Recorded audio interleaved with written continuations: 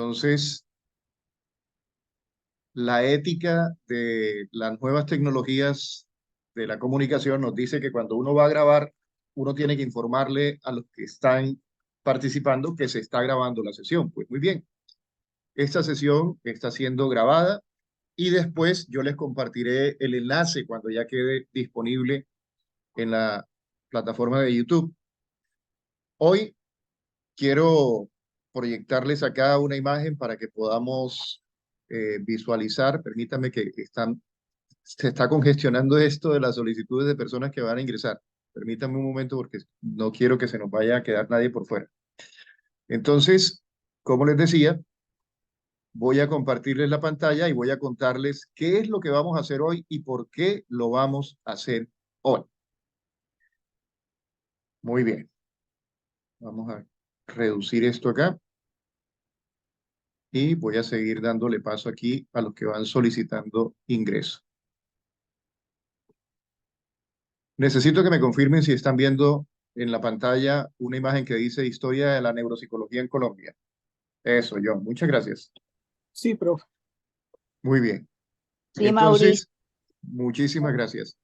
Entonces, antes de dar inicio, yo quiero invitarlos a que hagan lo que ya están haciendo varios de ustedes, que es saludar a través de el chat de Zoom. Ese saludo también forma parte de la ética y la etiqueta también de estas nuevas tecnologías. Cuando uno llega a un salón, uno saluda, dice hola, buenas noches, ¿cómo están? Y como nos estamos conociendo, yo los invito a que de paso digan, por ejemplo, buenas noches, un saludo desde Guayaquil, Ecuador, le saluda Tania Navarrete. Tania, bienvenida. Tania siempre está presente en este tipo de encuentros y siempre sabe que el saludo se hace por ahí para que todos vayamos conociéndonos. Aquí también estoy viendo que nos están saludando. Bueno, John nos saludó cuando entró, John Negrete. Luis Hurtado, buenas noches para todos. Jessica Copete, buenas noches, saludos desde Barranquilla, Colombia. Qué alegría, Jessica, que te pudiste conectar.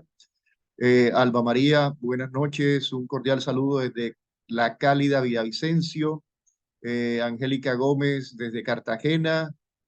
Alex Mendoza, que está acá también en Barranquilla, Diana Mantilla, Marta Cervantes. Bueno, esa es la idea, que podamos dejar registro de quiénes somos los que estamos ingresando a esta sala. Ya hay 30 participantes, vamos a continuar, yo sé que van a seguir llegando. Saludo, permítame que se conecte aquí. Saludo muy especialmente a un amigo que se acaba de conectar, que es Gabriel Balaguera. Gabriel es miembro de Colsip en las instancias directivas, es representante de campo del campo de epistemología e historia. Gabriel, buenas noches, bienvenido, qué alegría que estés acá también. Y Mauricio, buenas noches, muchas gracias. bienvenido, genial, genial, qué chévere que estés aquí con nosotros.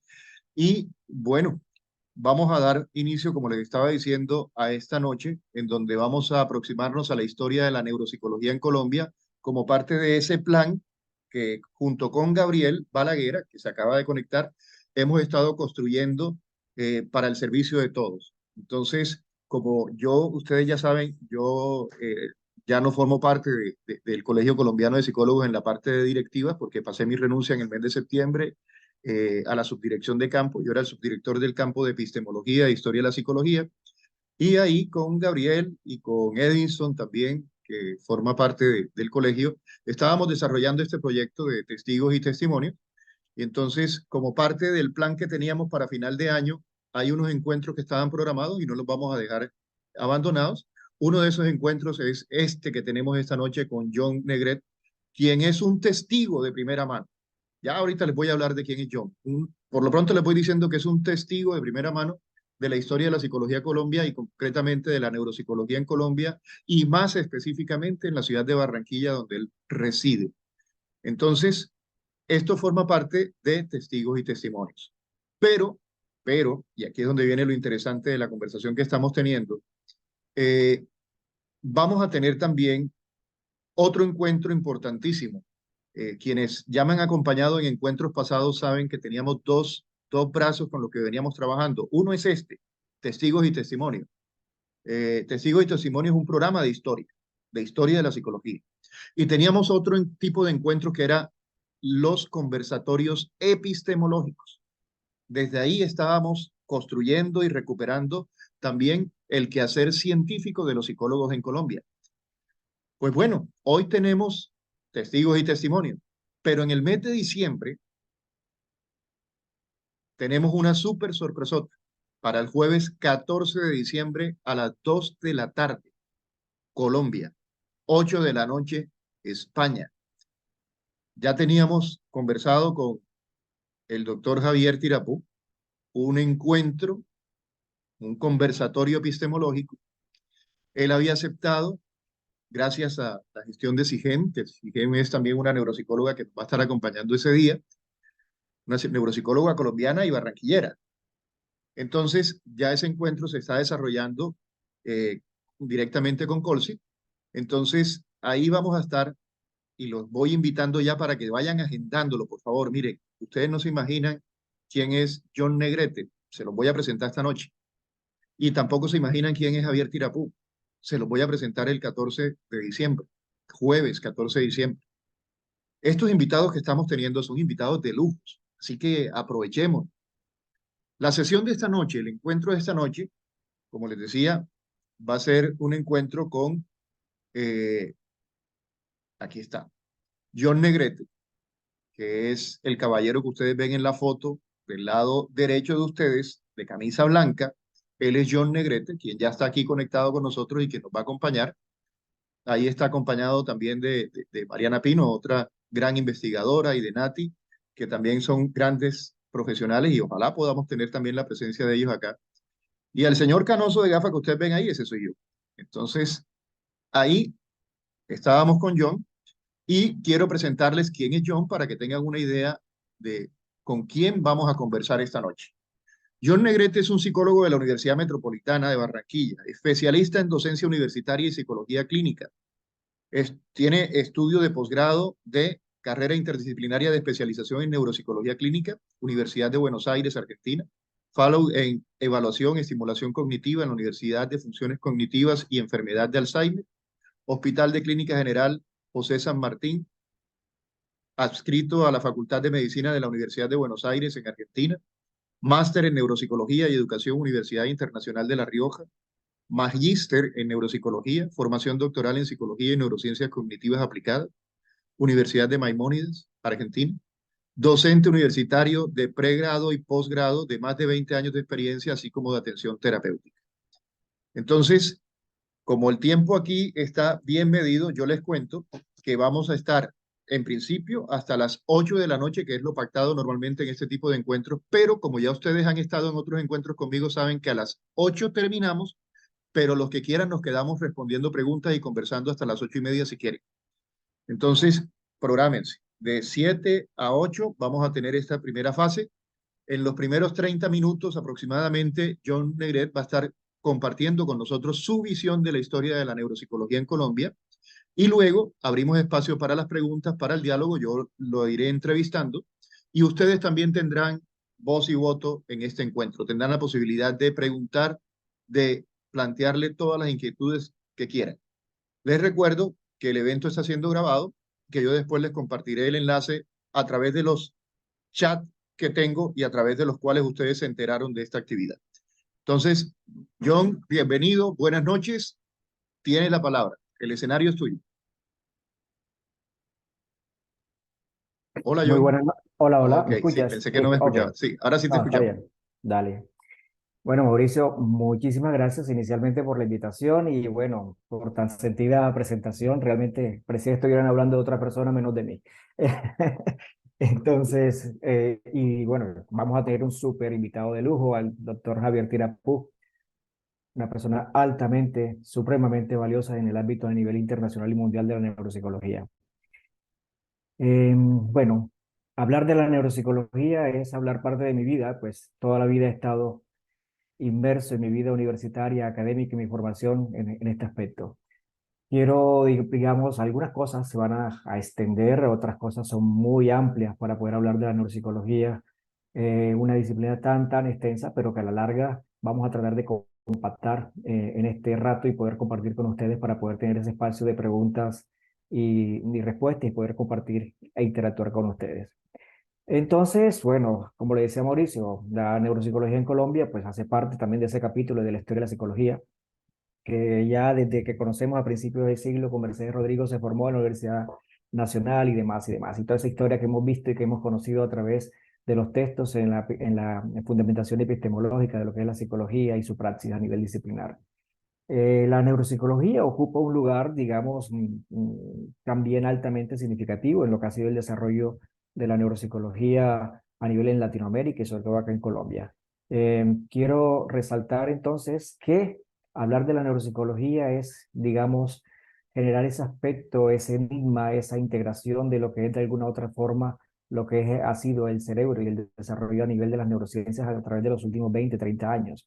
Y quizás muchos de los aspectos a niveles de las interrogantes que se suscitan alrededor de lo que es la conducta, la neuropsicología permite de alguna forma u otra esa integración, esa área que nos genera poder saber, conocer, identificar, discernir de algún momento dado qué puede estar ocurriendo en ciertas funciones a niveles cognitivos, conductuales, mentales, generales, emocionales de lo que es el ser humano.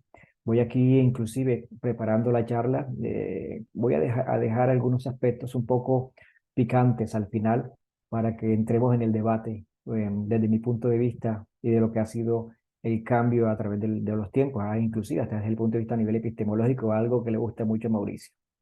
Entonces, hablando un poquito de la historia, vamos a tocar inicialmente un poquito de definiciones de lo que es la neuropsicología.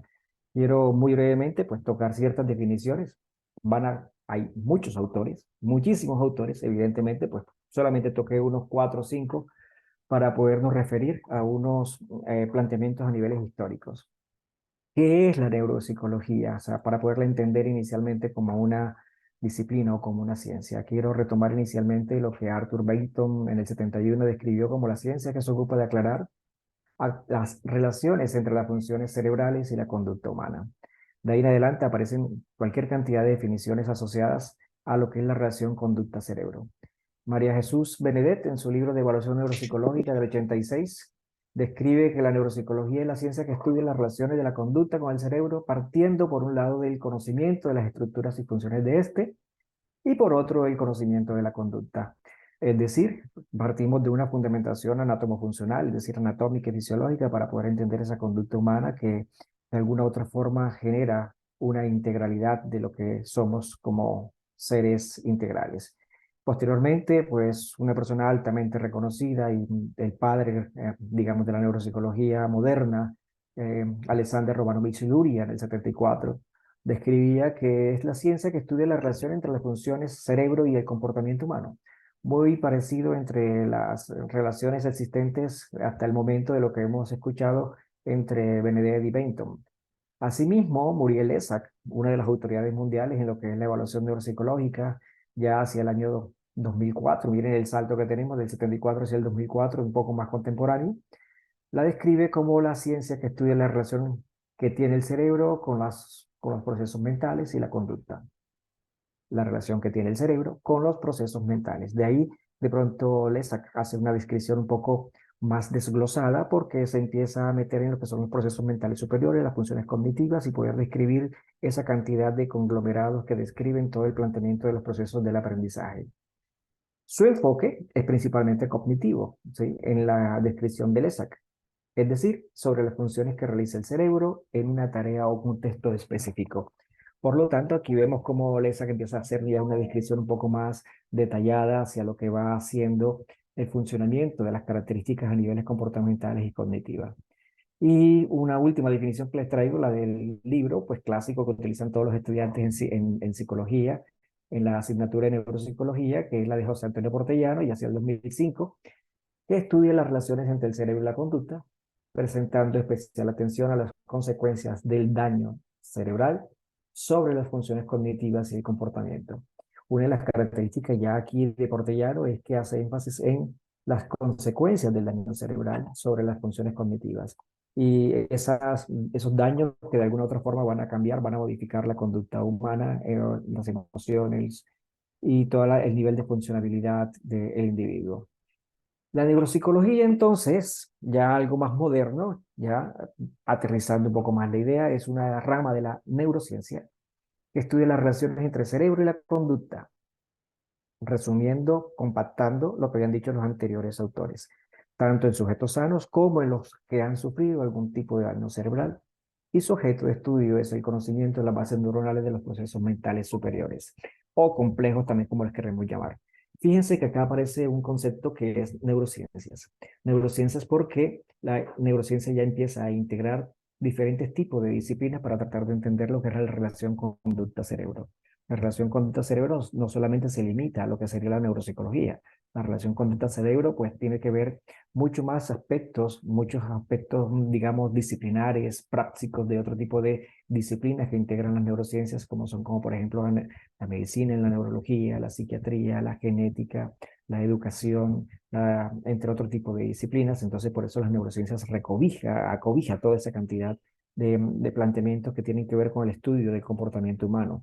Asimismo, el mismo Kandel, ¿sí? Como vemos acá, describe que la tarea de la neurociencia es aportar explicaciones de la conducta en términos de actividades del encéfalo, entendiendo ya el encéfalo como esa estructuración básica que del sistema nervioso central y que explica cómo actúan millones de células para poder producir la conducta y cómo estas células están influenciadas por el medio ambiente. Las características bien planteadas ya por Kandel hacen referencia a cómo vemos el medio ambiente puede modificar inclusive la estructura a nivel genética de los seres humanos. Y recordemos que el mismo Kandel pues, es el premio Nobel en neurociencias en el año 2000 a través de su libro de Principios de Neurociencias, describe la cantidad de estudios e investigaciones que a lo largo de 30 a 40 años planteó para poder entender uno de los aspectos fundamentales que es el estudio que tiene que ver con mucho de los principios de las funciones cognitivas, como es la memoria y las bases genéticas de esta, también descrito por Donald Hopf de hace ya muchos años atrás. Entonces, fíjense que haciendo este recorrido básico a nivel conceptual de varios autores, evidentemente les dije que son muchísimos autores que pueden hablar sobre neuropsicología, solamente retomé unos 5 para poder describir lo que es y que todos coinciden en nuestra relación conducta-cerebro. Voy al final a tratar de integrar lo que ha sido y por qué es fundamental este tipo de definiciones para poderlo llevar a lo que es la neuropsicología en Colombia. Entrando ya en nuestro terreno, entonces, y partiendo ya de una concepción básica, una concepción, digamos, disciplinar, digamos que todos quisiéramos saber qué ocurre dentro de esa cabecita, qué ocurre realmente, cómo poder modificar, cómo poder reestructurar a través de un planteamiento terapéutico de lo que somos los psicólogos, de lo que somos los neuropsicólogos y otro tipo de disciplinas, poder buscar la solución óptima para este sujeto que tiene algún tipo de disfuncionalidad. La neuropsicología, digamos, le ha aportado bastante a este tipo de daños, a este tipo de consecuencias. La neuropsicología, entonces, en Colombia, digamos que partimos de la década de los 60, 70. En otros artículos, en otros documentos, como por ejemplo el presentado por Marina Galeano, habla de la década de los 50. Yo coloco una fecha intermedia entre los 60 y 70 porque es un auge entre lo que serían las principales carreras a niveles de psiquiatría y neurología en Colombia, de donde parte inicialmente la neuropsicología, separándose posteriormente ese tipo de disciplinas entre psiquiatría y neurología. Y ya hacia la década de los 70, porque tenemos un gran auge de libros ya traducidos al español, sobre todo los libros que venían de Luria, del ruso al español por la editorial Fontanella y este tipo de editoriales que nos aportaron cierta documentación, empezó a suscitarse este gran interés por esta disciplina. Además que los aportes de Vygotsky junto con Luria empezaron a suscitar un gran interés en este tipo de énfasis a nivel de la intervención. Más de la mitad de los profesionales, ¿sí? De los profesionales en el país llevan a cabo tareas de rehabilitación. En un estudio reciente, estoy hablando de unos 12 años aproximadamente, después del auge de la neuropsicología hacia la década de los 80 y 90, cuando empieza a suscitarse las primeras disciplinas a niveles de las diferentes universidades y empieza a aparecer cómo es esa neuropsicología inicialmente en Bogotá y en Medellín, donde empiezan a partir las principales formaciones a niveles postgraduales, porque empiezan a introducirse ciertos planteamientos básicos de lo que era la neuropsicología como disciplina en las carreras de psicología. apartándola o aportándole, más bien aportándole a esa parte de lo que era la psicología fisiológica. Inicialmente partía de los planteamientos pavlovianos y de los planteamientos a niveles de la fisiología de la conducta. Y empieza a nutrir una gran cantidad de formaciones dentro de lo que son los currículos a nivel de la formación de los psicólogos en Colombia. Pero les decía que al suscitarse los años, hay un gran auge de programas de psicología que empiezan a aportar y a nutrirse de este interés de lo que es la neuropsicología en Colombia. Ya hacia la década aproximadamente de los noventas, en los noventas ya hay algunos programas, digamos, de formación a nivel posgradual en Colombia y digamos que eran de los únicos que había en ese momento. Yo recuerdo que uno de los primeros programas, pues que es Bandera, que se formó en Colombia, es el programa de la Universidad San Buenaventura en Medellín, una universidad que creó inicialmente con sus pilares, el doctor David Pineda, el doctor Lopera, el equipo de trabajo de la Universidad de Antioquia, el grupo de neurociencias de Antioquia, fueron muy fuertes en esta parte del planteamiento de poder crear la parte de neuropsicología en Colombia y posteriormente se replicó en Bogotá a través del Instituto Colombiano de Neurología, que crean diferentes tipos de asociaciones y así empieza a suscitarse el interés, pero casi siempre partiendo de la base de los neurólogos, donde los neurólogos iban formando psicólogos, especialmente en la aplicabilidad de la estandarización de pruebas y la aplicación de la evaluación neuropsicológica. Y bueno, digamos, estamos en la época de los 90, al finales de los 95, 98, empieza a suscitarse esa gran corriente, esa gran fuerza. Digamos, a partir de digamos aquí, 2015 aparece acá, una persona muy representativa y quien ha hecho bastante por Colombia últimamente y por toda Latinoamérica y lo que es la neuropsicología iberoamericana, Juan Carlos Arango, hace un estudio donde plantea qué es y qué pasa con esos neuropsicólogos en Colombia. Así que voy a partir explicando un poco lo que hizo Juan Carlos Arango en ese estudio con otro tipo de colegas que empezaron a trabajar en ese tipo de aspectos. Y digamos, hacia el 2016, 2017, se plantea que la mayoría de los profesionales en el país estaban haciendo actividades de rehabilitación sin ser neuropsicólogos o algún tipo de formación neuropsicológica a nivel empírica. Otros tenían otro tipo de formación, de pronto a nivel de maestrías hechas en el exterior o algún tipo de formación, digamos, en Colombia, pero que los programas no estaban bien consolidados o bien fundamentados inicialmente para poderse desarrollar. Los servicios de rehabilitación están dirigidos inicialmente hacia el año 2010, 2011, 2012, hacia los servicios de rehabilitación dirigidos en su gran mayoría para atender a niños con problemas de discapacidades cognitivas, mentales, intelectuales, con retardo en el desarrollo, con chicos con autismo, con diferentes tipos de intervenciones en el espectro, con diferentes tipos de problemáticas a niveles neurocognitivas. Sin embargo, pues la mayoría de los servicios de rehabilitación estaban dirigidos a esa parte infantil. Habían poco adultos porque el énfasis de la intervención hacia finales del año 2010, 2011, pues no se tenía muy desarrollado lo que era la parte de intervención de lo que era el daño cerebral adquirido, ni mucho menos la parte neurodegenerativa. En el caso, como por ejemplo, de las demencias tipo Alzheimer o las afecciones asociadas a este tipo de entidades a nivel de patologías degenerativas. Tampoco se tenía muy claro el tipo de intervención o de estimulación que se trabajaba en este tipo de población. Y poco a poco pues fueron apareciendo diferentes tipos de estrategias en la rehabilitación e intervención tanto en adultos como en niños. Sin embargo, fíjense que paralelamente y paradójicamente dentro de lo que es la historia real de la neuropsicología a nivel de sus inicios, a nivel general, la neuropsicología comienza es con la historia en los adultos, no en niños, porque la neuropsicología infantil es más nueva, es mucho más nueva. La neuropsicología del adulto tiene una trayectoria mucho más extensa hacia hacia comienzo del año 1800 y toda esa historia que conocemos de Broca, de Wernicke, de esta cantidad de autores básicos que describen la neurología en los daños a niveles de lenguaje y muchos más antecedentes y si no podemos ir mucho más atrás. Y la neuropsicología infantil es mucho más nueva, es nuevita, por así decirlo. Podemos hablar de una neuropsicología que data aproximadamente de unos 25 años aproximadamente. Ya hacia el 2017, ¿sí? Vemos que nace lo que es la Sociedad Colombiana de Neuropsicología, donde se hace el primer congreso de la Sociedad Colombiana de Neuropsicología a través de los planteamientos y la cantidad de inscripciones que se habían recopilado a lo largo del tiempo. Precisamente ese congreso fue acá en Barranquilla, el 21 y 23 de noviembre. Estuvimos ahí en ese primer congreso de la Sociedad Colombiana de Neuropsicología. Antes de la creación de la Sociedad Colombiana de Neuropsicología, evidentemente se habían o ya habían otro tipo de sociedades a niveles latinoamericanos o importantes, como era la SLAN o la ALAN, que es la Asociación Latinoamericana de Neuropsicología, o la Sociedad Latinoamericana de Neuropsicología, donde diferentes tipos digamos, de insignias o de pilares muy respetables dentro de lo que es el ejercicio de neuropsicología, como el doctor Alfredo Ardila, toda una autoridad, pues, todos los laureles y todos los pergaminos para el doctor Ardila, ni más faltaba.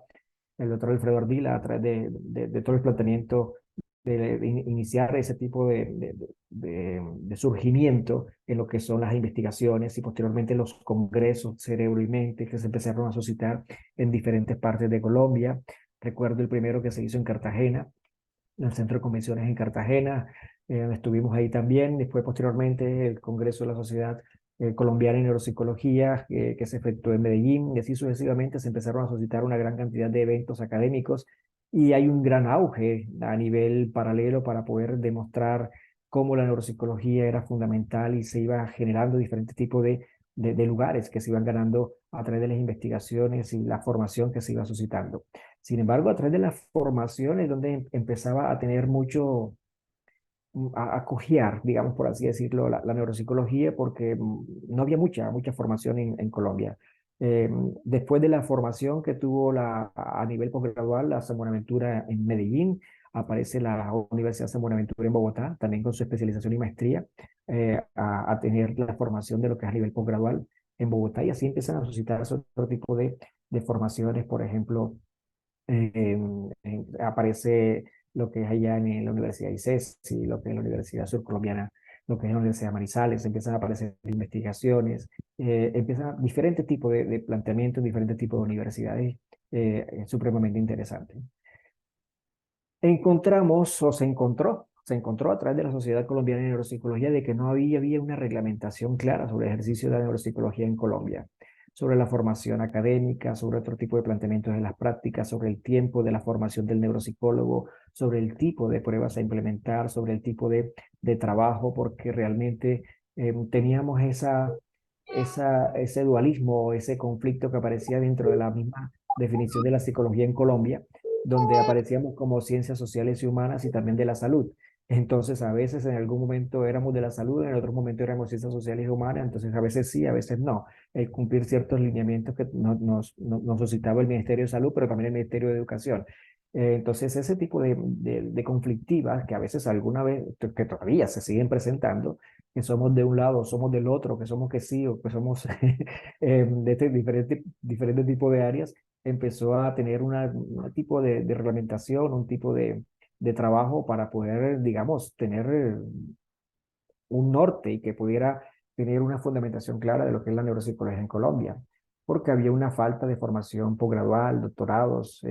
Hay un auge también de las universidades, pero ese auge de universidades empieza a través de diplomados, de cursos, de formaciones, pero la falta de doctores, la falta de formación posgradual y los altos costos que se suscitaban en ese momento eran muy pocos, digamos, atractivos como para poder tener una formación, digamos, de posgradual en Colombia, y eso suscitó pues que se buscaran otro tipo de formaciones por fuera del país.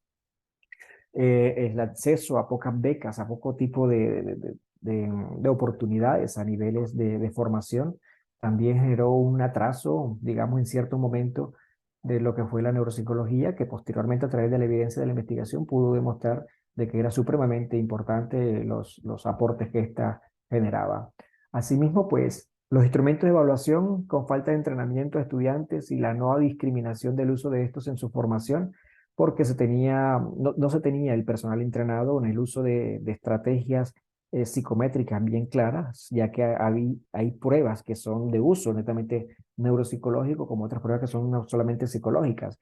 Hubo mucha discusión al principio y todavía la seguimos teniendo. Sin embargo, hoy tenemos algo muy claro que hace referencia a lo que es la baremación y la estandarización de pruebas, porque no se podía enseñar mucha prueba neuropsicológica dentro de la formación del pregrado con los estudiantes, al no tener un entrenamiento claro de lo que era la formación del neuropsicólogo, ya que no era suficiente pues tener solamente una asignatura de neuropsicología y pues no y una evaluación y medición de un nivel a nivel adulto donde no alcanzaba nunca o no alcanza nunca los tiempos para poder ver las pruebas básicas de los procesos mentales superiores, ya sea de atención, de memoria, funcionamiento ejecutivo, lenguaje, praxis, entre otros tipos de pruebas. Entonces, ese tipo de instrumentos también de alguna otra forma es una de las medidas que hay que tomar dentro de la formación de la neuropsicología y que de alguna otra forma hoy hemos tenido cursos complementarios o cursos aparte que nos permiten ver cómo los muchachos van a ir adaptándose poco y paralelamente dentro de lo que es la parte de la evaluación y medición en el ámbito de la neuropsicología. Por eso la baremación que estaba estandarizada, actualmente se trabaja mucho en ello. Retomo nuevamente y el trabajo respetuosamente que ha hecho el doctor Juan Carlos Arango con su equipo de trabajo y sus colaboradores para poder tener lo que es la baremación de pruebas, digamos, eh, específicamente para población colombiana. Sí, eso es fundamental, ya que los trabajos desde el punto de vista a nivel de la exploración psicométrica, a veces con baremos del exterior o baremos a nivel europeo, evidentemente nos van a dar unos falsos reconocimientos o unos falsos positivos dentro de la interpretación a nivel psicométrica. Y también podemos utilizar baremos desde el punto de vista de lo que sean latinoamericanos, adaptándolos a veces a un momento dado de ciertas características de poblaciones y perfiles, como es el caso, como por ejemplo el trabajo que hizo la doctora Esmeralda Matute en México, el doctor este, y el equipo de trabajo de Rosselli, el doctor Ardila, por ejemplo, el trabajo de la evaluación neuropsicológica infantil, que tiene baremación a nivel mexicana y colombiana, la ENI, ¿no? Entre otros tipos de pruebas que ya están un poco más estandarizadas. Asimismo, ya un poquito más hacia la década del 2010, 2011, 2012, aparece un auge de lo neuro, y ese auge de lo neuro, digamos, a la neuropsicología de alguna otra forma le hizo bastante daño.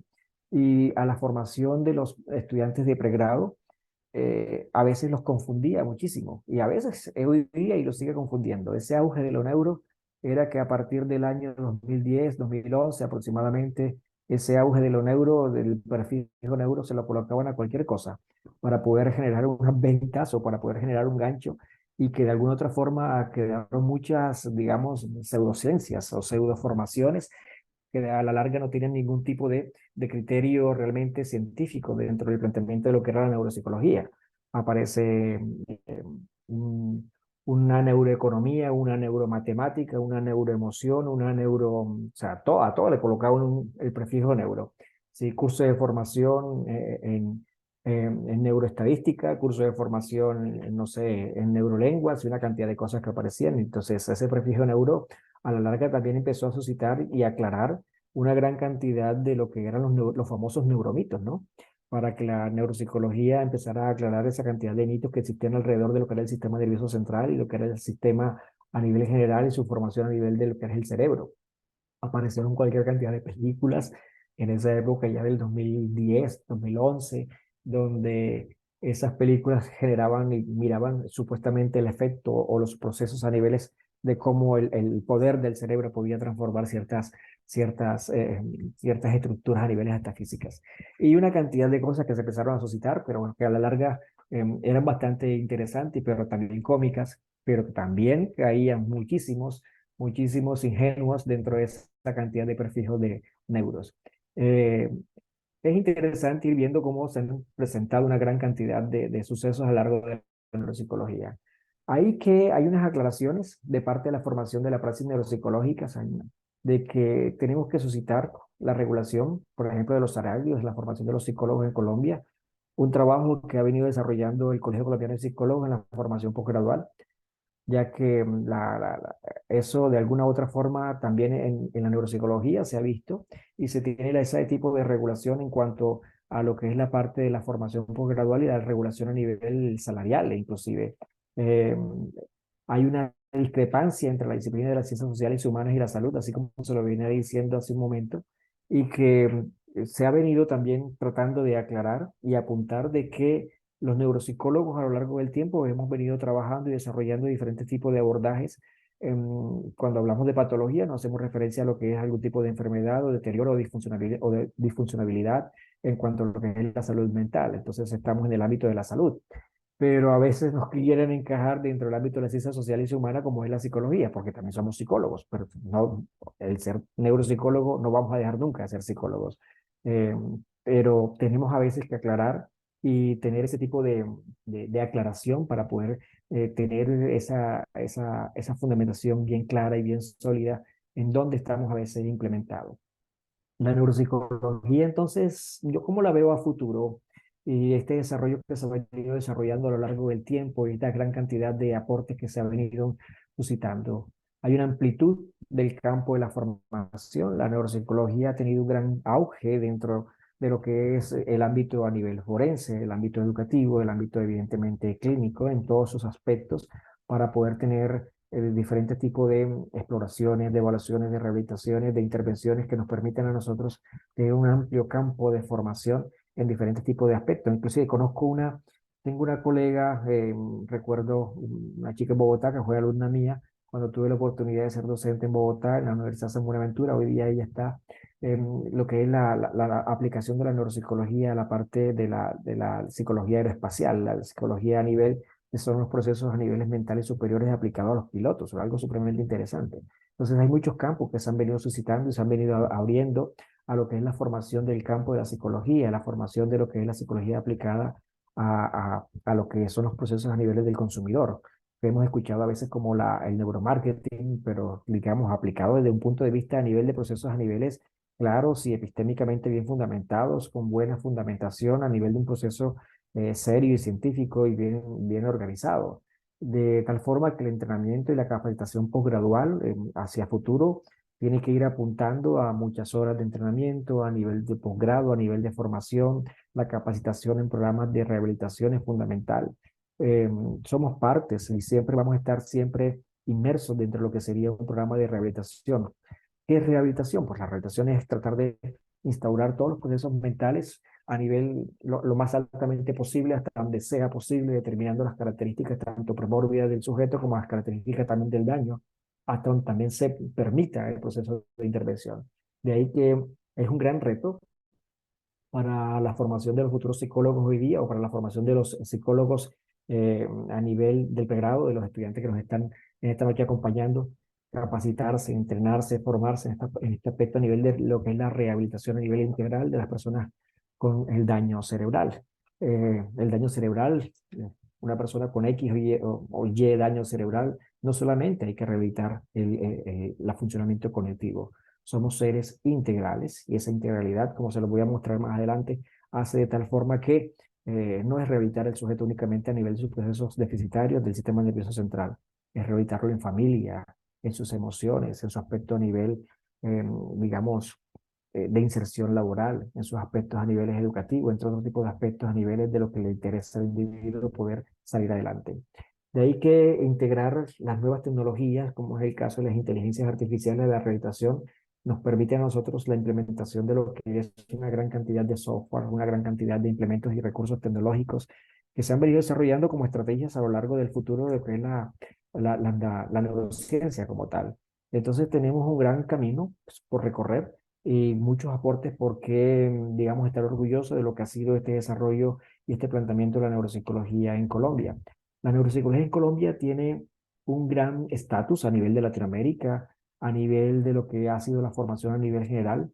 Somos uno de los primeros países, digamos, con gran trayectoria y formación a nivel integral de lo que se ha sido desarrollando junto con otros países de Latinoamérica. Y recuerdo, bueno, yo hace un poco más de 20 años que me formé en Argentina y cuando se estaba este tipo de formaciones a nivel del Cono Sur, estaba lo que era el planteamiento de los países líderes hasta ese momento, como eran México, Colombia, Argentina, Chile, sí, que tenían, digamos, tenían la batuta en ese momento, pero posteriormente esto se ha ido extendiendo ya hacia países como, por ejemplo, Perú, ha sido muy fuerte, Ecuador también está bastante fuerte en esta parte de lo que es la formación integral en neuropsicología. Sí, ni qué decir de Brasil. Brasil es una potencia bien grande por su, evidentemente, cantidad de psicólogos que existen formados en su colegio de Brasil en la parte de neurociencia y rehabilitación, con muchos recursos a nivel y tecnológico. Era bastante reconocida y, y hemos, digamos, trabajado bastante serio en lo que es la formación de la neuropsicología, sobre todo acá en Colombia.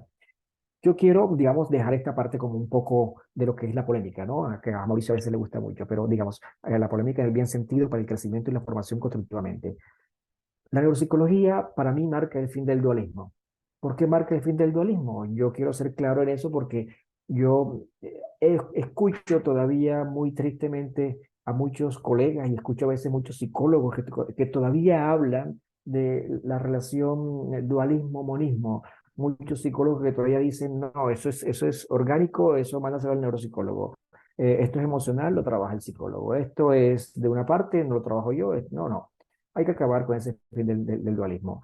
Jack Handel planteó en el año 2000 lo que es el planteamiento de lo que es la estructuración de cómo el ambiente se puede modificar de alguna u otra forma los genes para poder tener una proyección y una calidad de vida del individuo que venga con algún tipo de daño o algún tipo de afección a nivel de base, a nivel del neurodesarrollo. De ahí que las pautas de crianza, la conducta del individuo son fundamentales dentro de ese ambiente para poder ver desde neuropsicológicamente tanto la emoción, la razón, la espiritualidad, el ser del mismo individuo son fundamentales para poder llevar a cabo un programa de intervención. No es solamente ver al sujeto como un ente que tiene una estructura dañada y solamente vamos a intervenirlo, no. Dentro de la parte de la rehabilitación nos permite a nosotros ver a ese sujeto que tiene un ambiente que lo está favoreciendo, tiene una conducta que se está moldeando a través de ciertos reforzamientos a niveles continuos, las pautas a niveles de la emoción de la familia es fundamental, si tiene o no tiene de pronto lo que es la razón dentro de lo que quiere rehabilitar, pero que las funciones dañadas no lo permiten, entonces tratar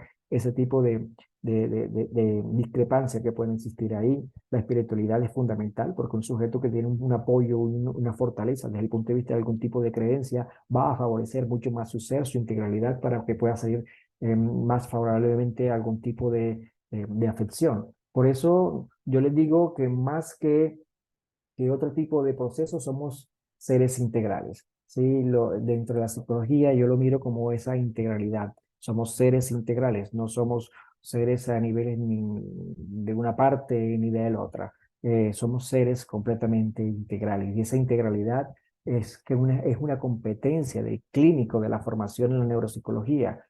Quien se forma en neuropsicología pues debe conocer esos aspectos que son altamente significativos, como es la psicopatología, la psicometría, la neuroanatomía, fisiología, fundamentos básicos de genética, las teorías cognitivas o constructivistas, el ambiente, la familia, las emociones, el nivel de funcionabilidad del individuo para poder nosotros integrar esa estructuración básica de lo que es la neuropsicología. El ser neuropsicólogo no me permite a mí únicamente ver esa parte del daño a nivel cerebral o a esa parte a nivel de la afectación del déficit que el sujeto primordialmente era y ya no tiene, no. La neuropsicología permite de alguna forma u otra conocer esas teorías a nivel de las emociones, esas teorías de cómo es la dinámica familiar, esas teorías que permiten a nosotros entender el nivel de funcionamiento previo que tiene el individuo para poderlo reinsertar a la sociedad. Entonces, ese es un reto que tenemos nosotros como neuropsicólogos de poder generar ese tipo de organización integral, ese tipo de organización que permita demostrar cómo somos seres integrales, cómo somos esos seres que de alguna otra forma generamos ese tipo de aspectos en una competencia clínica, en una competencia clara a través de un método científico que permita describir este tipo de planteamientos. Digamos que la neuropsicología está tratando de hacer ese tipo de abordaje, tratando de hacer ese tipo de planteamientos, pues no todo, en la neuropsicología también hay líneas internas, existen lo que es la neuropsicología clínica, la neuropsicología cognitiva, y ese otro tipo de planteamientos o de formaciones no solamente somos vistos como una especie de evaluadores o de medidores, porque no somos unos neuropsicometras, es decir, no somos especialistas únicamente en pruebas psicométricas, porque no podemos ceñirnos única y exclusivamente a la prueba. La prueba es un recurso de la evaluación dentro de la valoración de una población determinada, sí, pero también tenemos que ver al ser como un ente integral. Por eso hablo de la integralidad del sujeto. De ahí que pues es supremamente interesante como la neuropsicología a lo largo del tiempo ha ido viendo esa parte, digamos, más holística de la formación. La neuropsicología entonces a futuro, ¿qué nos espera? Nos espera que existe un gran amplio, una gran gama de investigaciones, las prácticas, la ética y el valor de la formación de lo que es el psicólogo en Colombia a través de diferentes tipos de planteamientos, en los informes, en las pruebas, en las prácticas, en su disciplina, la responsabilidad con el paciente, la responsabilidad con la sociedad, el reconocimiento de las praxis diferenciadoras que nos permiten a nosotros distinguir muchos aspectos hacia dónde intervenir, hacia dónde actuar, da y brinda la neuropsicología un gran norte. Entonces, hablar de todo este auge, de lo que fue la neuropsicología, de lo que es ahora, de cómo la veo hacia el futuro, permite pues esa integralidad a nosotros como una disciplina altamente completa dentro de la, pues, la formación en la psicología en Colombia, ¿sí? La cognición, la conducta, las emociones, la espiritualidad, la familia, la anatomía, la fisiología, el genes es supremamente interesante. Y bueno, esto es lo que le quería primero compartir y ahora entrar con ustedes a una charla o a interactuar con referencia a lo que tengamos por ahí a la mano para poder de pronto fundamentar un poco más este tipo de planteamientos y de discusiones. Dale. John, una capacidad de síntesis impresionante, realmente. Acabas de hacer un resumen, yo quedo asombrado de la capacidad de síntesis. Hablaste del pasado, del presente y del futuro. Y me vienen preguntas, John. Preguntas como, por Dale. ejemplo, cuando nosotros estábamos trabajando la historia de la psicología aquí en Colombia, hemos tenido invitados como, por ejemplo, Rubén Ardila, que abrió esta serie de programas de testigos y testimonios. Sí, me Ahora tú acuerdo. mencionas a Alfredo Ardila también. Tengo entendido que son hermanos, o eran hermanos, pues, porque creo que ya Alfredo murió. Eh, ¿Cómo ha sido la lista, digamos así, de neuropsicólogos o de personas afines a este tema de la neuropsicología en Colombia que hayan sido significativos? Así como tenemos a Rubén Ardila y tenemos también, por ejemplo, a Ignacio Martín Baró en América Latina, ¿qué pensador o qué neuropsicólogo o qué persona afín a la neuropsicología en Colombia podríamos ponerlo en la lista de personas significativas? Además de Alfredo, no sé si hay alguien más. Yo creo que la lista sería interminable y Ujú, yo pecaría por dejar a mucha gente por fuera, aquí, digamos, cogiéndome todo así por ujú. fuera de base. Tenemos unos pilares, tenemos unos insignias, tenemos unas personas altamente significativas y reconocidas a nivel mundial. Tenemos de los grandes aportes que ha hecho inclusive la neuropsicología en Latinoamérica. mm, Afortunadamente contamos con muchos investigadores reconocidos. Contamos con el Grupo de Neurociencias de Antioquia, con el doctor Francisco Lopera, toda una autoridad en demencias, investigación de la genética de las demencias. Yo creo que el doctor Lopera está a, así, a un poquito nada más, de describir lo que es la característica de la etiología y de lo del planteamiento y la intervención completamente integral de lo que es el Alzheimer. Uno de los grandes referentes e investigadores de lo que es las demencias en Colombia y en Latinoamérica, de los más citados a niveles de las investigaciones. El doctor Y David está en Pineda Antioquia. está en Antioquia, también junto con el doctor David Pineda. El doctor David Pineda, que es barranquillero, pero que vive desde hace más de 20, 30 años en Medellín, neurólogo, neuropsicólogo, un referente supremamente interesante, creador del programa de neuropsicología de la Universidad de Antioquia, de la Universidad de San Buenaventura. Tenemos otro, mira, con decirte el doctor Ginás, ¿sí? Bueno, hablar del doctor Ginás son Por palabras supuesto. mayores. Rodolfo Palabras Ginás. mayor, Rodolfo Sí. Ginás, digamos que empezó con este desorden de neurociencias y que también bastante dentro de sus discrepancias o de sus polémicos intervenciones empieza a suscitar un gran interés de lo que son las neurociencias en Colombia y empiezan a mirar desde Estados Unidos lo que fue la neurociencia en Colombia. Tenemos, digamos, en Bogotá hay muchos otros exponentes, el doctor Eslava, el Instituto Colombiano de Neuropedagogía, creo que se llama así. El doctor Eslava, pues en la parte del desarrollo de lo que fue la neuropsicología infantil, supremamente interesante. Todavía sigue generando sus conferencias, sus aportes y su crecimiento a nivel desde el punto de vista a nivel de educación continuada, posgradual y demás. el doctor Zuluaga, dentro de lo que es la neuropsicología del desarrollo infantil y el neurodesarrollo, también en la Universidad Nacional. No sé, me queda mucha gente por la Y lista, es muy pregunto, larga. y Sí, es muy pregunto, larga. pregunto, John, tú fuiste decano del programa de psicología acá en Barranquilla de la Universidad Metropolitana hace ya Sí. un tiempo y has estado vinculado a distintas universidades, no solo en la costa, sino también en el interior del país. Y la pregunta que voy a hacer ahora es, cuando hablamos de neuropsicología y hablamos de formación del neuropsicólogo, yo inmediatamente pienso no solo en las pruebas psicométricas que hacías mención, que son costosísimas también, poder tener acceso a esas pruebas, sino también pienso en los laboratorios. ¿Cómo percibes tú el trabajo de las universidades en esa cualificación del profesional en neuropsicología en la parte básica? ¿Cómo estamos a nivel de laboratorios? ¿Cuál es tu opinión con respecto al tema de los laboratorios en la formación de los neuropsicólogos en Colombia?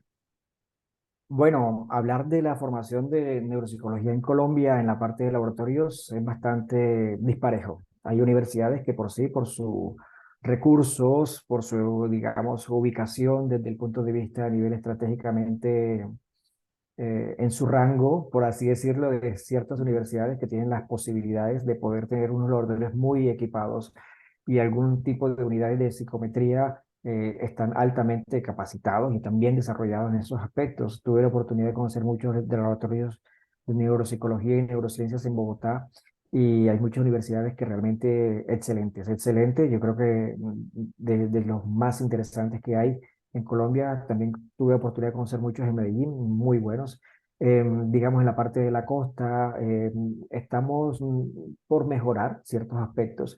Hay que mejorar mucha parte de lo que es la intervención desde el punto de vista a nivel de pruebas, la adquisición de pruebas, la adquisición de lo que son recursos a niveles de software, de rehabilitación, el entrenamiento que permita tener al estudiante mucho más adaptado a las nuevas necesidades, porque no es solamente pues, la utilización de lápiz y papel, sino la utilización de recursos tecnológicos que en esta área son bastante costosos. Son bastante costosos y de alguna otra forma esto determina que el trabajo de por sí solo una universidad no lo puede hacer. Se trabaja a través de convenios, convenios interinstitucionales con instituciones clínicas, con instituciones de salud, con instituciones a niveles educativas que permitan la facilidad, la pasantía, el intercambio de la investigación y el planteamiento de esos recursos que tecnológicamente puedan ser implementados por los estudiantes a través de lo que es la práctica en lo que es el modelo de la docencia de servicio, es decir, tener ahí al profesional con el estudiante y que permita de uno a uno generar ese tipo de entrenamiento. El entrenamiento se hace, digamos, uno a uno, es docente con el estudiante en el campo para poderlo llevar y no necesariamente dentro de lo que es mandarlo a que haga un tipo de práctica y supervisarlo cada 8 días. Digamos, eso a veces es bastante complejo y muy cuestionado por la falta de recursos a niveles económicos de algunas universidades o por la falta de contratación de otro tipo de docentes especializados en esas áreas. Sí, como tú lo planteas, tuve la oportunidad de ser decano de una facultad durante unos 7 años y eso me permitió la oportunidad de conocer diferentes tipos de universidades y otro tipo de planteamientos de formaciones en toda Colombia. Eso pues dejó una gran experiencia a nivel personal y también de alguna manera conocer los aspectos a niveles de lo que es la contribución a nivel académico e investigativo. Bueno, en este momento yo invito también a las personas que deseen hacer preguntas, pueden abrir su micrófono o pueden hacer las preguntas también acá a través, así, aquí ya tenemos uno en el chat de Zoom, vamos a mirar. Eh, ¿Qué referencia? Perdón, que aquí se me está moviendo el chat y se me fue la pregunta, vamos a verla acá. Uy, se me bajó, aquí está. Voy a ampliar un momentico, permítanme para poderla leer bien. La pregunta la formula, uy, es larga. Aquí está. Astrid Sofía Suárez Barros. Dice, hola a todos, Mauricio y John, gracias por el espacio. Tengo una pregunta. ¿El neurofeedback es una técnica para entrenar el cerebro, ya sea para mejorar el rendimiento del paciente o perdón, o para corregir se me va alguna dificultad o trastorno que pueda estar causando un desequilibrio en el funcionamiento cerebral? Había escuchado hace muchos años que era una buena calidad y validez su uso y sus resultados. Sin embargo, últimamente últimamente, a ver si me fue. Vamos a ver si vas así. Sin embargo, últimamente en varios espacios he escuchado que no es confiable el neurofeedback. ¿Qué referencia y percepción tiene sobre esa técnica? Bien, el neurofeedback nace como un recurso a nivel de investigación. Es un equipo de retroalimentación, un equipo de exploración a nivel fisiológico para poder determinar ciertas características a niveles galvánicas que permite medir ciertas frecuencias a niveles de signos vitales básicos en sujetos tanto sanos como en sujetos con diferentes tipos de alteraciones, ya sean de ansiedad, depresión, trastorno de déficit de atención con hiperactividad, impulsividad o algún déficit ejecutivo del lóbulo frontal, entre otro tipo de implicaciones. De lo que te puedo decir, Astrid, con referencia a lo que es el neurofeedback, es una técnica que se utiliza, digamos, fiable. Me parece que es un buen equipo. Me parece que es un equipo que se puede implementar en ciertas áreas de lo que es la investigación, como para poder tener recursos a niveles electropsicofisiológicos. Se puede implementar para ciertos tipos de estrategias desde el punto de vista de lo que es la intervención con el TDAH, y que permita autorregular ciertos procesos a niveles de lo que es la impulsividad. Es un equipo costoso también, es un equipo que no es de fácil acceso, es un equipo que necesita entrenamiento. No es un equipo solamente que se puede utilizar porque quien lo quiere utilizar. Comprarte o adquirir un neurofeedback es, digamos, es un equipo para una institución y de alguna forma u otra determina que la adquisición de este conlleva que exista un entrenamiento constante y permanente para poder sacar el provecho necesario que nos puede dar la retroalimentación de este tipo de procesos a niveles electrofisiológicos. Pero, digamos, no tengo una referencia ni mala, ni tampoco tengo una referencia de que sea lo más último o lo más alto dentro de la investigación. Es un equipo que salió como para poder contar con ciertos parámetros dentro de lo que es la investigación a nivel electropsicofisiológica. Sí, lo que te puedo decir. Bueno, no sé si alguien más quiera abrir el micrófono y preguntar directamente o si quieren pueden hacer la pregunta también a través del chat y aquí la leemos. John, hay unas situaciones a nivel neurológico que están preocupando mucho a la gente hoy en día, como son, por ejemplo, el incremento del autismo, por ejemplo, el incremento del trastorno por déficit de atención e hiperactividad, las enfermedades a nivel de la memoria, como el Alzheimer, que ya estabas mencionando ahorita.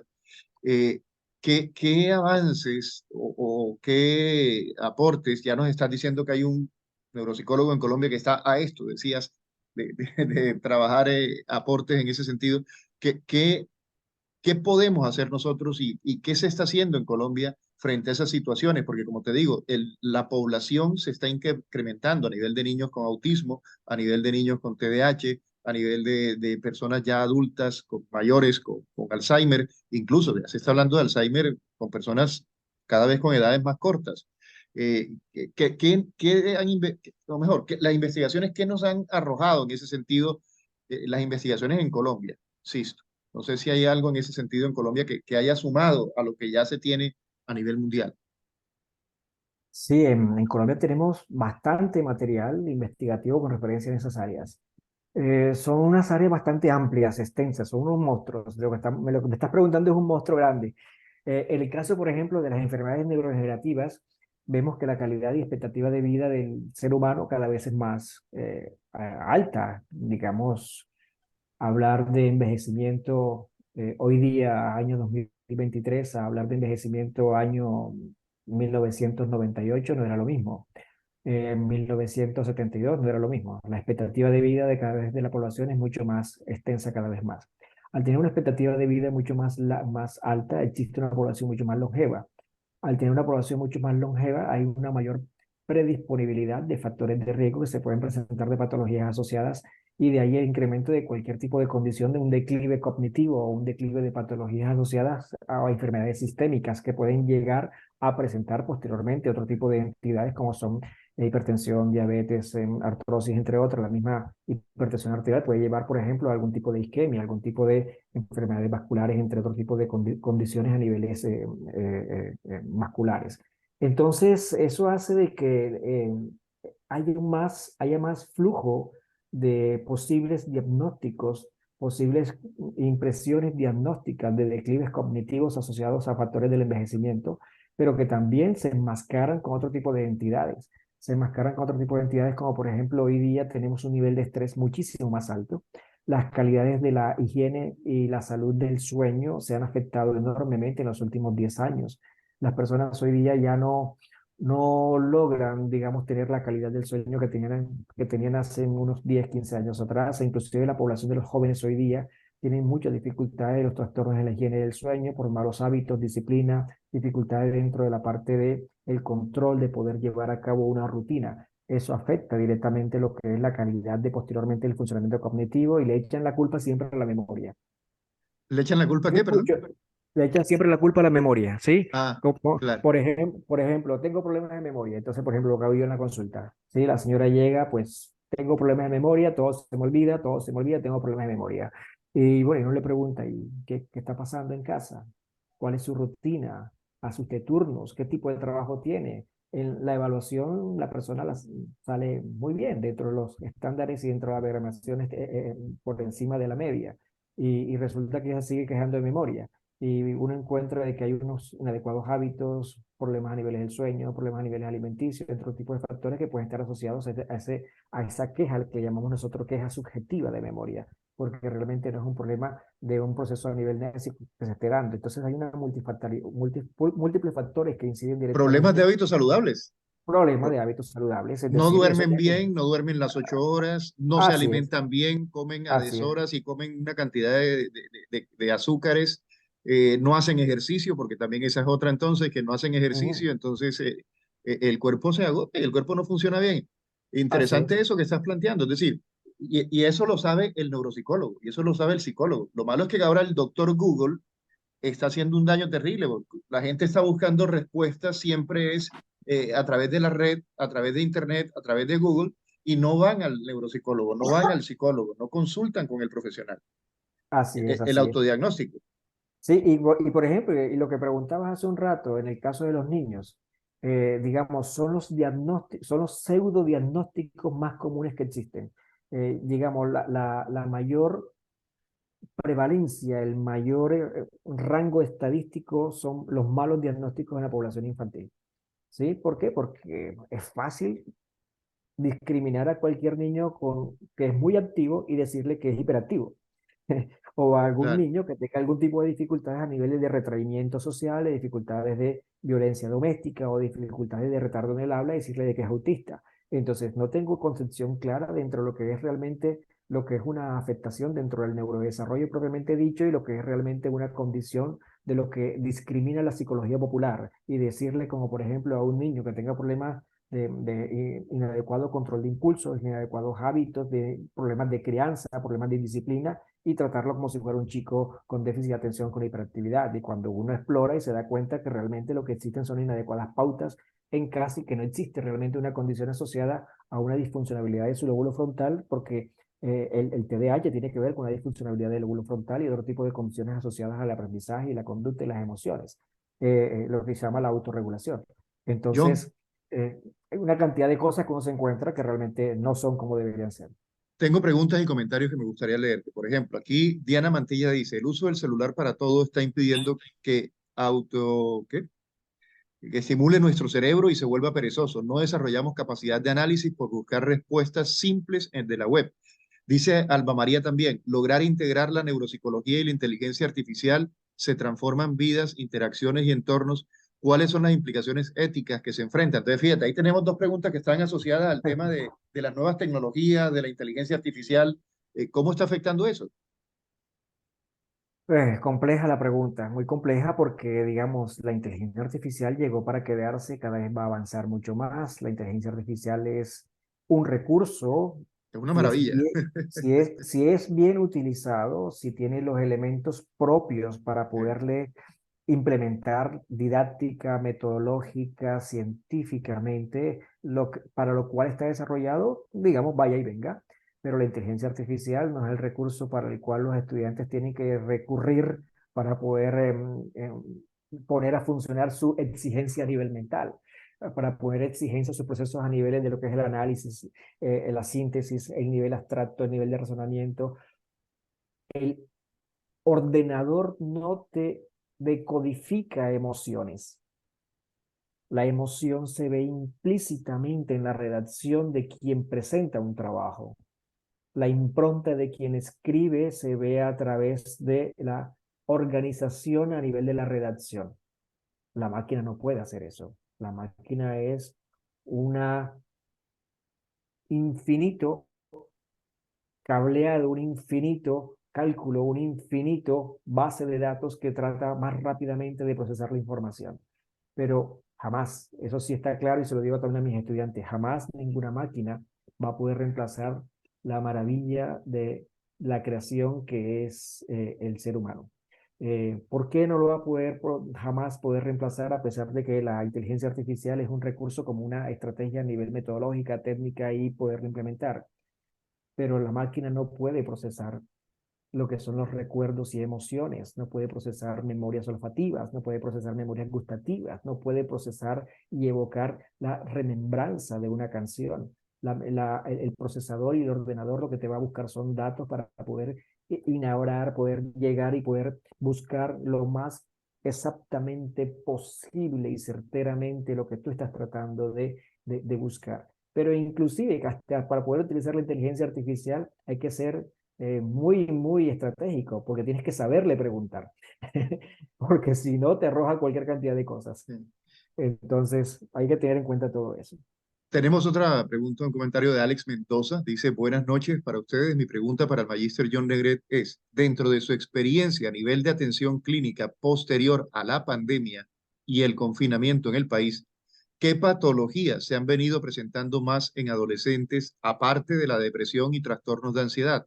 Siempre escuchamos que de ambas patologías en aumento, pero quisiera saber qué otro tipo de trastornos han tenido mayor auge a causa de la pandemia, trastornos de personalidad, de conducta, adicciones, patologías por el estilo. A eso me refiero, dice. Ok, Alex, gracias por tu pregunta. Yo creo que hablar de una estadística o de un perfil epidemiológico de lo que ha existido el post-COVID ha sido altamente heterogéneo. Hemos visto dentro de lo que fue pre, digamos, confinamiento y post-confinamiento mucha cantidad de desencadenantes a nivel de los trastornos del estado del ánimo. Pero lo que más llamó la atención, lo que más particularmente me llamó la atención, fue un rango etario, un rango de población que se vio muy afectado. Yo digamos que todos nos hemos visto afectados, pero un rango etario de población que se vio muy afectado fueron los niños en etapa preescolar a nivel de ese tipo del confinamiento, los niños que aprendieron a leer en casa, los niños que hicieron primer grado en casa, los niños que hicieron lectura, prelectura, el proceso de cálculos en el confinamiento y cuando pasaron posteriormente a primero o a segundo grado, ese tipo de población, eh, a- empezamos nosotros con varios colegas a hablar de lo que se llamaba trastornos del aprendizaje post-confinamiento porque realmente el chico no tenía realmente los dispositivos básicos bien adquiridos o del aprendizaje para que pudiera desarrollar una exigencia dentro de la madurez y la exigencia académica en la cual se encontraba, porque no cumplía con los criterios de un problema, de una dificultad del aprendizaje, ya que no existe ningún tipo de discrepancia con las pruebas, pero había un bajo rendimiento académico. Y empezamos a tratar de jugar con ese tipo de condiciones a niveles prediagnósticas y así como pudimos encontrar otro tipo de dificultades también asociadas al estado del ánimo. El COVID pues generó y desencadenó cualquier tipo de afectaciones a niveles emocionales dentro de lo que fue el desempeño a nivel cognitivo, desde el desempeño a nivel emocional, desde el desempeño a nivel inclusive ejecutivo y frontalizado y motriz.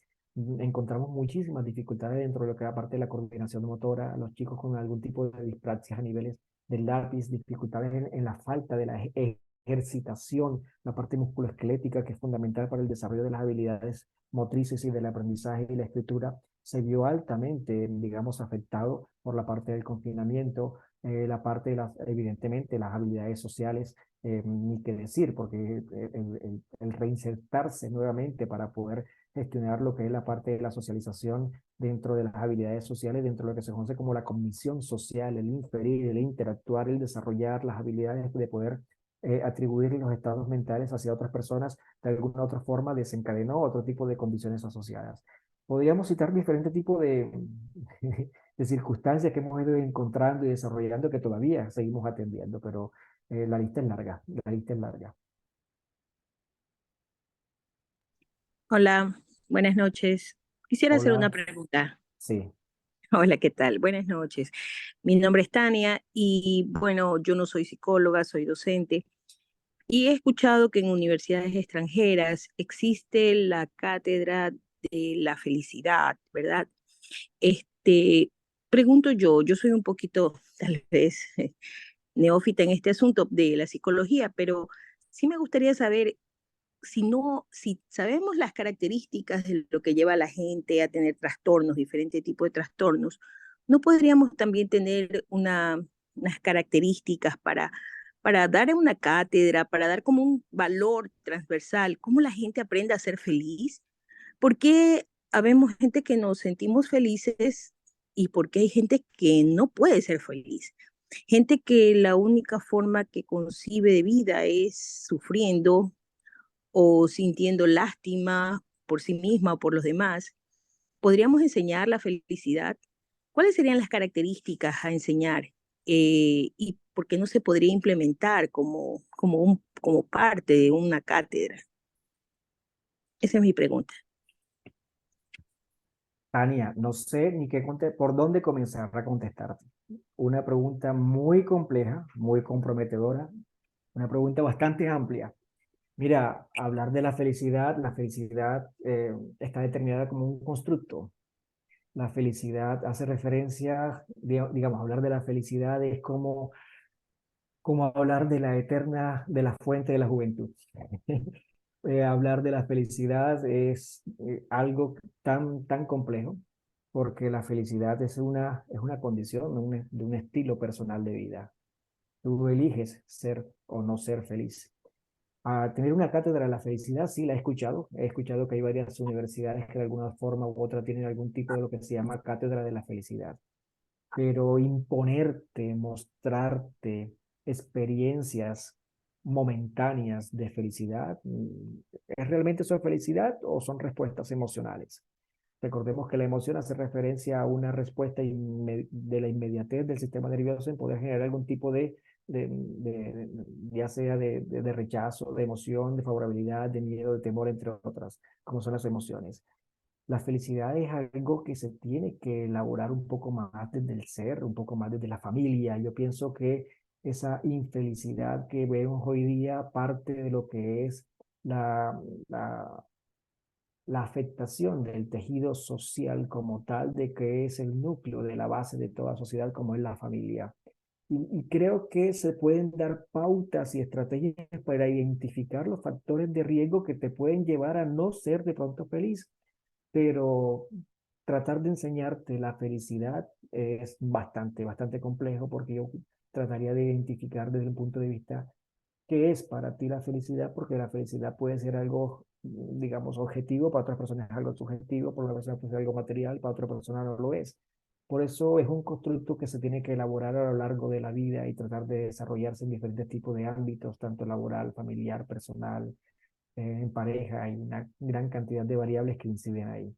Tendríamos que hacer, Mauricio, una conferencia solamente sobre lo que es la felicidad y creo que nunca terminaríamos. Pero John, ya que estás dando el papayazo, yo sí te digo, yo creo que con esto que nos has dado hoy, en esta síntesis tan compacta, yo creo que vamos a necesitar tu compañía más seguido, porque hay una serie de temas de verdad que son temas profundos, pesados. Esto que está planteando Tania, y yo te informo, Tania está en el Ecuador, y aquí hay personas que están de Guatemala y hay personas que también están de México. No sé si los de Miami se conectaron, pero estamos hablando de preguntas que nos abarcan a todos, sobre todo porque si tú te das cuenta, John, son preguntas que tienen que ver con la realidad que estamos viviendo hoy en América Latina, y es una de las cosas que quisiera que también ya para finalizar tuviéramos muy presente. Ignacio Martín Baró, un psicólogo español que vivió en América Latina, un jesuita que fue asesinado en El Salvador. Él insistía mucho en tratar de construir una psicología desde América Latina para las realidades latinoamericanas, porque es que muchas veces temas como la felicidad nos los importan desde otros lados. Es decir, ¿cómo nos van a enseñar a ser felices personas que no comparten nuestra realidad social, nuestra realidad cultural? Eh, eh, Está bien que opinen, está bien que nos digan, nos den pistas, nos ideas de cómo son felices allá, pero nuestra felicidad, nuestra realidad, nuestra salud, me atrevería a decir yo, no sé si estás de acuerdo, está situada en nuestro contexto.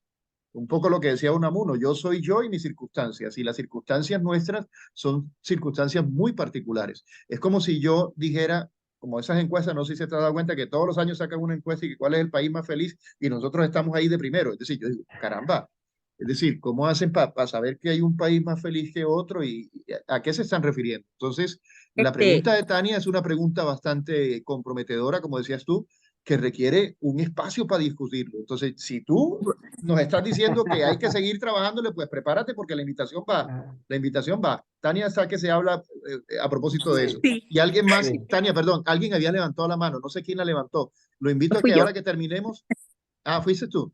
No, pero Sí, alguien más había vuelto a, hablar, a levantar la mano, no, no alcancé a verlo, pero bueno, te escucho, Tania. a ver, lo único que yo quisiera pedirles es que ustedes como peritos en este tema, sí nos den una conferencia de, porque tú sabes que en Ecuador nosotros estamos viviendo unas situaciones bastante Duras, complejas, sí. muy duras. Algo que nunca en nuestro país se había visto, se está viendo aquí.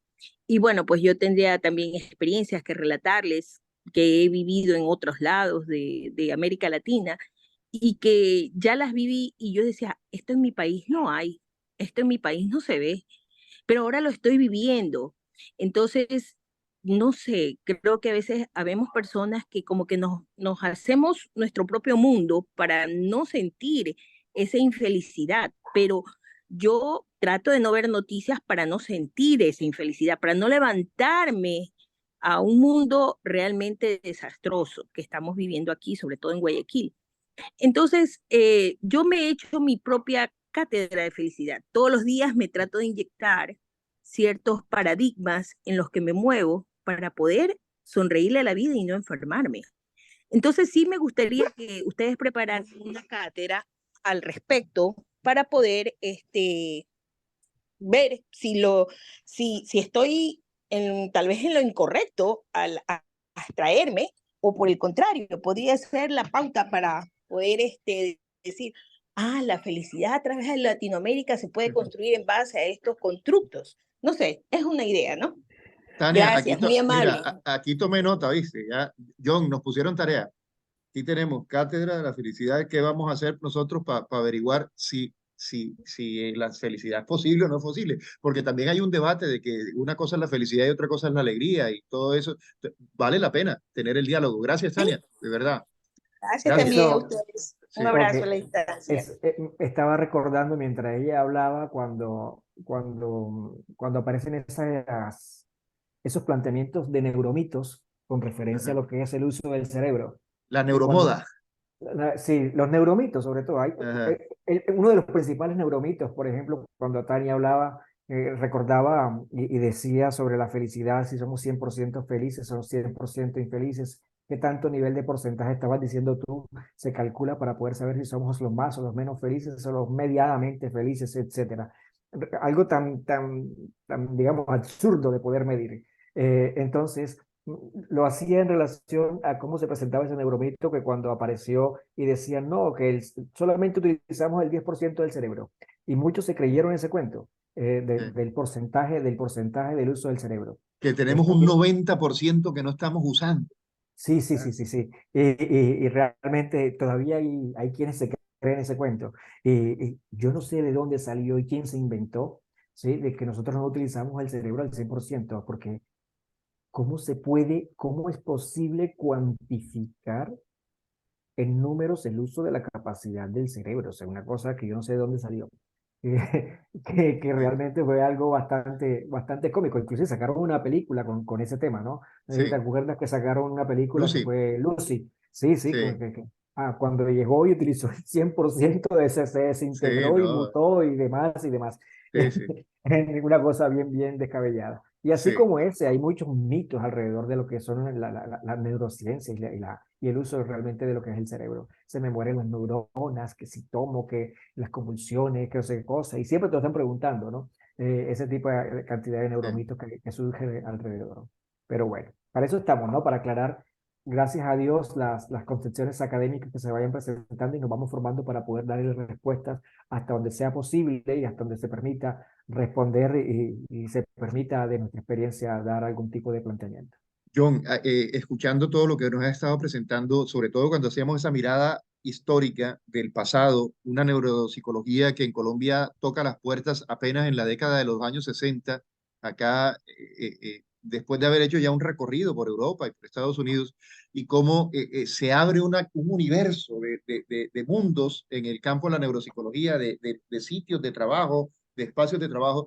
A mí me sigue sonando aquellas palabras de la viceministra colombiana anterior, la del gobierno Duque, cuando decía que para qué formar más psicólogos, que hay demasiados psicólogos. Y en esa época también ella no solo completó la frase diciendo que hay demasiados psicólogos, sino que además dijo demasiados ingenieros de sistemas, alcanzó a decir eso y ¡pum! Se mete la pandemia, ¿sí? Como si fuera pues mandado. Llega la pandemia, claro, es un tapaboca tremendo porque después viene toda esa gran pandemia que tenemos en la actualidad a nivel de salud mental, los problemas serios que tenemos en Colombia de salud mental después de la pandemia, la post-pandemia, eso que mencionaba Alex ahorita en su pregunta. Y no sé si tú compartes la misma posición, pero es que a mí me parece increíble que digan que hay muchos psicólogos. Yo creo que hay poquitos psicólogos. Y si vamos a mirar en el campo de las especialidades, a nivel de neuropsicólogos, yo creo que ahí la cosa es peor. Es decir, la cantidad de neuropsicólogos es realmente poca. Y como todo lo medimos desde la visión del capital, mucha gente dice, no, Mauricio, no digas eso, que va a entrar más gente a estudiar psicología, te van a quitar trabajo, te vas a quedar sin trabajo. Yo digo, ¿cómo se le ocurre decir, miren, yo no sé si te pasa a ti, John, sabes la cantidad de pacientes que uno tiene que atender y los que no alcanza a atender, porque uno está en varias cosas al mismo tiempo. Entonces, yo sí les digo, miren, es una opinión muy personal. Yo creo que el problema no es que haya muchos médicos o que haya muchos psicólogos o que haya muchos abogados. Yo creo que el problema no es de cantidad, es de calidad. La gente está buscando un psicólogo que de verdad entienda lo que le está pasando y que no solo lo entienda, sino que le ayude a encontrar las respuestas que tiene.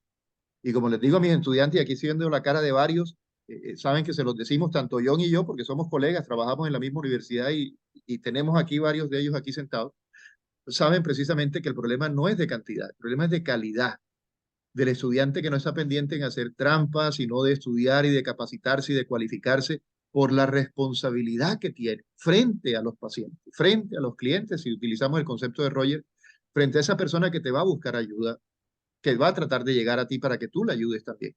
Entonces, John, te paso la pelota a ti ya como última pregunta para hacer el cierre. ¿De verdad tú crees que hay muchos neuropsicólogos en Colombia? ¿O hay muchos psicólogos en Colombia? ¿Compartes lo que mi opinión o discrepas de ella? No sé, me gustaría escuchar, como para no quedar yo con mi opinión como si fuera palabra de Dios, sino, ¿qué opinas tú? Hay muchos, hay poquitos, faltan. Y en el campo de la neuropsicología, ¿cómo estamos?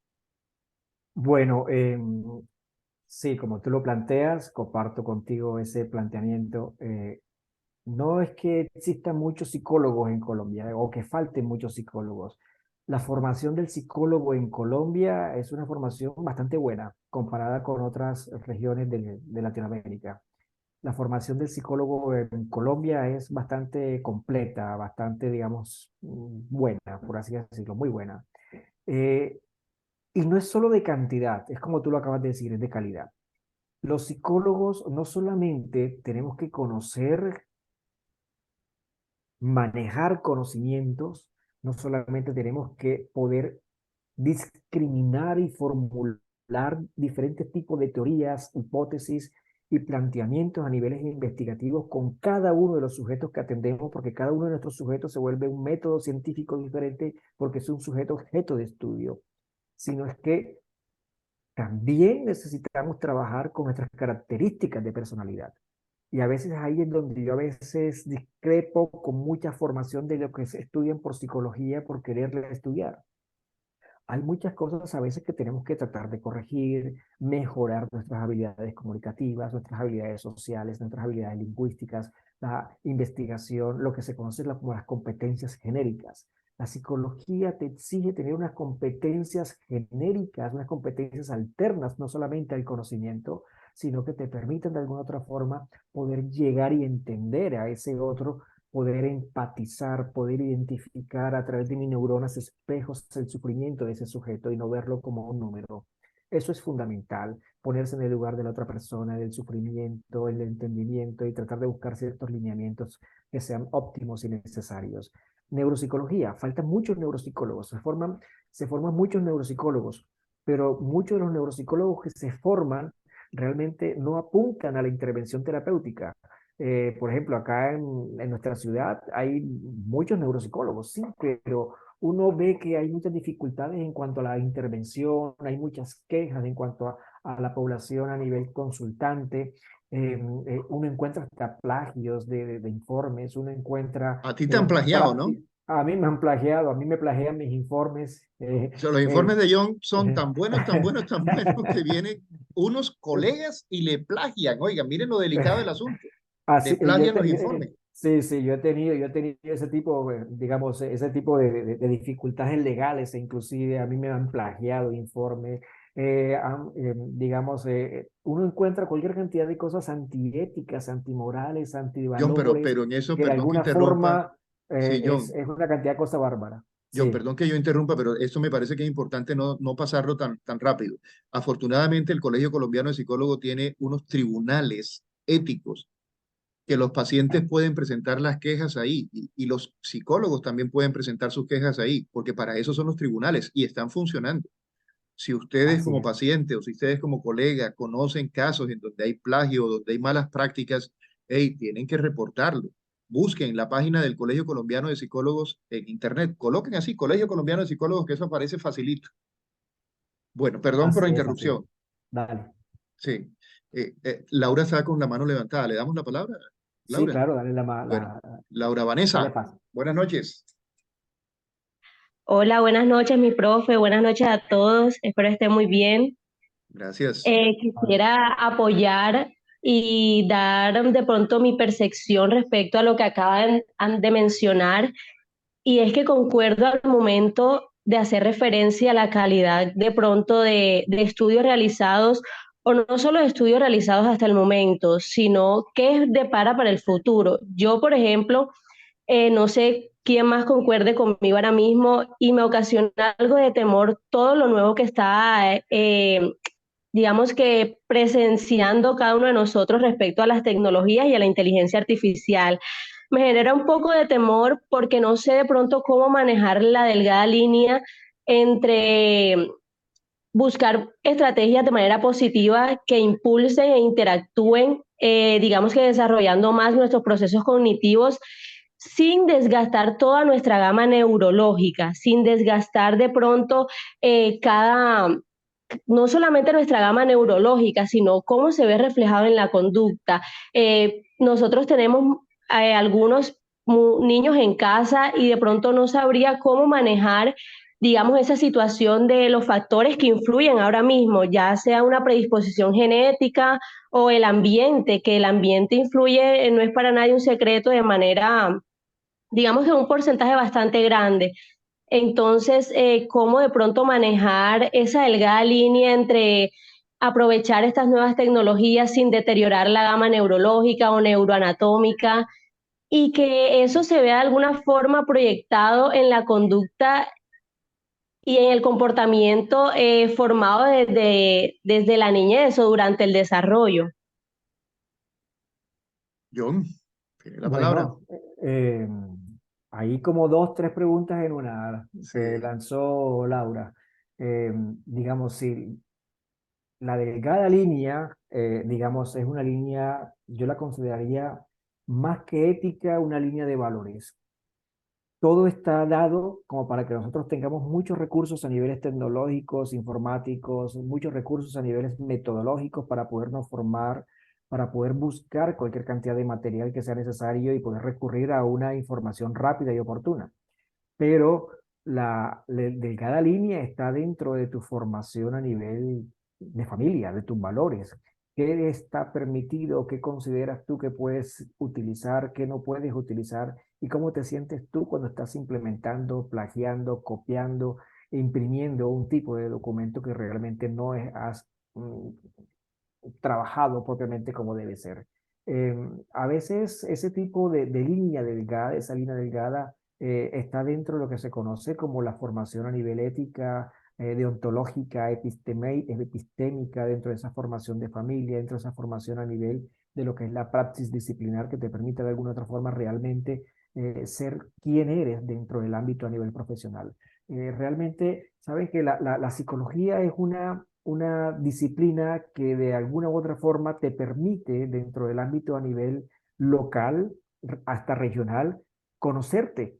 Entonces, yo creo que la mayoría de los que ya hacen algún tipo de intervención, abordaje, tratamiento, rehabilitación, algún tipo de área, en la gran mayoría en una localidad determinada, en una ciudad, en un municipio, ya uno sabe y conoce y va escuchando quién es cada una de las personas que se van formando.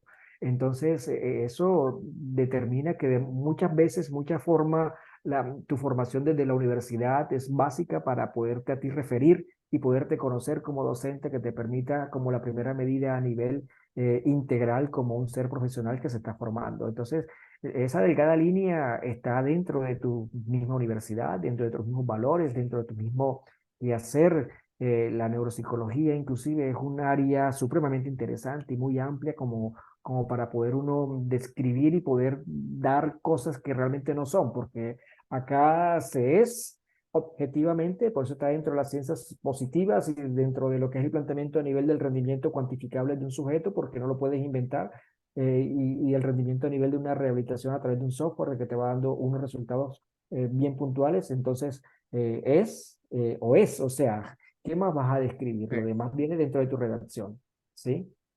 Bueno, sí, ya son las 8 de la noche, 32 minutos. El tiempo se cumplió y a todos les doy las gracias de verdad por su compañía.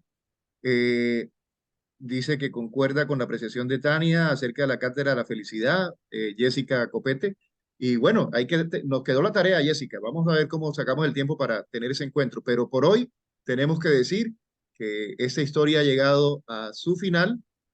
Queda la invitación para el jueves 14 de diciembre con nuestro gran invitado Javier Tirapú desde España, un gran neuropsicólogo también. Esperamos que nos acompañen. La invitación les va a llegar por el mismo chat que les llegó ahorita. Y bueno, nos vemos en nuestro próximo encuentro. John, muchísimas gracias por esa gran capacidad de síntesis que nos has compartido en esta noche y a todos por sus preguntas y por la participación que tuvieron. Feliz noche. Gracias. Buenas noches para todos. Gracias, chao. Hasta luego. Feliz Gracias, noche. Que profe. descansen. Gracias.